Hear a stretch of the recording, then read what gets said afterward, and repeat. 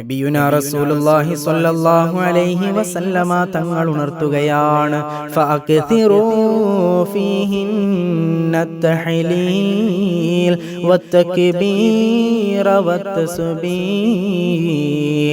ദുൽഹിജ്ജയിലെ ആദ്യത്തെ പ്രഥമ 10 ദിനരാത്രങ്ങളിൽ അത് അല്ലാഹുവിന്റെ അടുക്കലേറെ പ്രതിഫലമുള്ള ദിവസമാണ് സ്വഹാബ.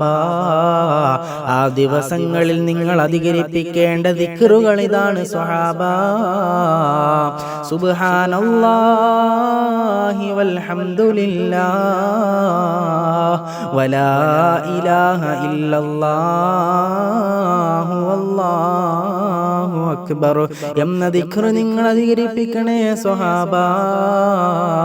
കാരണം കലീമുല്ലാഹി മൂസ അലൈഹിസ്സലാത്തു വസ്സലാമിനോട് ഒരു സന്ദർഭത്തിൽ അല്ലാഹു സുബ്ഹാനഹു വ തആല പറഞ്ഞിട്ടുണ്ട്, ദുൽഹിജ്ജയിലെ ആദ്യത്തെ 10 ദിനരാത്രങ്ങളിൽ ആരെങ്കിലും തഹ്ലീൽ ചൊല്ലിയാൽ ഇഖ്ലാസോടുകൂടെ ഒരു ലാ ഇലാഹ ഇല്ലല്ലാഹ് എന്ന ദിക്ർ ചൊല്ലിയാൽ നാളെ ആഖിറത്തിൽ അവൻ കടന്നു വരുമ്പോ തുലാസിന്റെ ഒരു ഭാഗത്ത് അവന്റെ ലാ ഇലാഹ ഇല്ലല്ലയും മറുവശത്ത് ഈ ലോകത്തുള്ള എല്ലാ സാധനങ്ങളും ഭൂമിയും ആകാശവും നിറച്ചു വെച്ചാലും അവന്റെ ലാ ഇലാഹ ഇല്ലല്ലയാണ് ഖനം കൂടുന്നതെന്ന് അല്ലാഹു സുബ്ഹാനഹു വ തആല മൂസാ നബിയോട് പറഞ്ഞിട്ടുണ്ടത്രേ.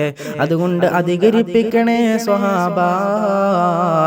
ഈ ദുൽഹിജ്ജയിലെ 10 ദിവസങ്ങളിൽ ഈ ദിക്ർ നിങ്ങൾ അധികരിപ്പിക്കണേ സ്വഹാബ.